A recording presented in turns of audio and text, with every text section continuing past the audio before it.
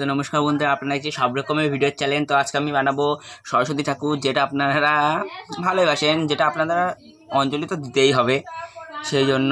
আর আজকে আমি বানাবো সরস্বতী ঠাকুর। তাহলে চলো ভিডিওটা স্টার্ট করা যাক।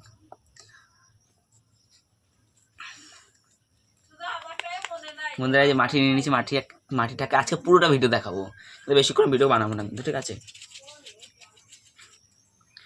এরকমভাবে আপনারা পা বানিয়ে ফেলবেন, ঠিক আছে? পা বানানোটা আপনাদের দেখাচ্ছি না।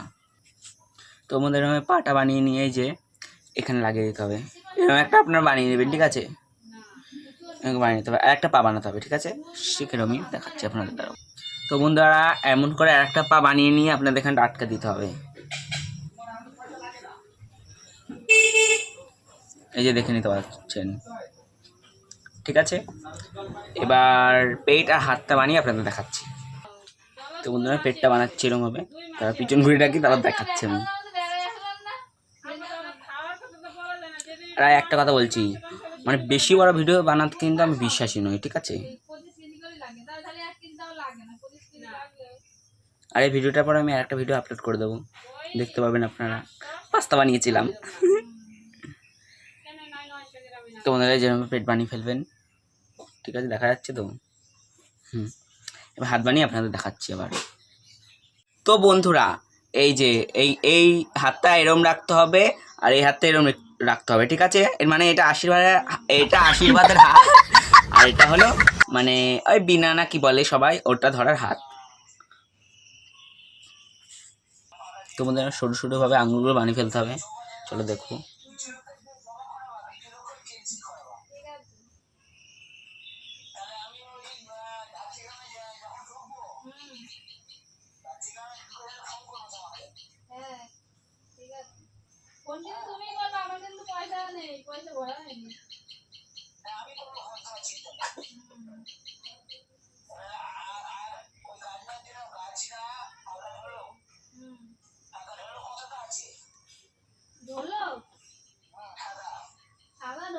তোমাদের এভাবে সব আঙুল বানিয়ে ফেলতে হবে, দিয়ে চুড়ি বানাতে হবে দুটো। থাকুক, চুড়ি পড়বে না আবার। আর শাখা একটা পলা, চাইলে আপনারা একটা সোনার চুড়ি দিতে পারেন। সোনার চুড়িটা আগে রং করতে হবে, ঠিক আছে? আর রং করা কিন্তু আমি দেখাবো না, অত পয়সা টয়সা নেই, ওকে বলে রাখছি। আর এই আংটা ঠিক সেমভাবে বানাতে হবে। তো বন্ধুরা এই যে এরকমভাবে বিনাটা বানিয়ে ফেলতে হবে। আর এখানে কি পুট করি নাকি একটা দিতে হয়, সেটা দিয়ে দেখাচ্ছি। কথা আমার একটু বেঁধে বেঁধে যাচ্ছে।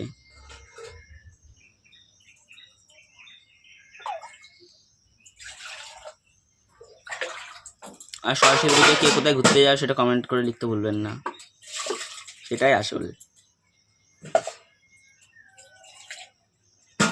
আর কার কোথায় যেতে বেশি ভালো লাগে?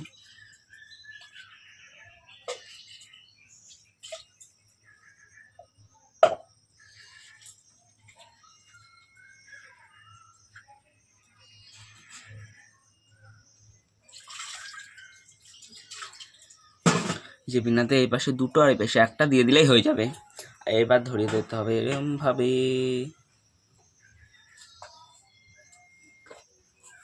বন্ধুরা দেখে নিন কেরম লাগছে। এরপর আমি আগের থেকে মুখটা বানিয়ে রেখেছি, দেখুন মুখটা কেরম লাগছে একবার ভালোভাবে দেখা যাচ্ছে তো, দেখেছেন? সরস্বতী। আর বন্ধুরা আমার পায়ের আঙুলগুলো বানিয়ে ফেলতে হবে, ঠিক আছে? আর সেম ভাবে একটা আঙুল এরম ভাবে বানাতে হবে। আর বন্ধুরা এই যে এরম ভাবে মুখটা বানিয়েছিলাম যখন, এবার এরম ভাবে লাগিয়ে দিতে হবে। ঢুকছে না। পেছনটা যদি দেখাস, পেছনটা তো ভালো হচ্ছে না। পেছনটা ভালো হয় নাকি আবার?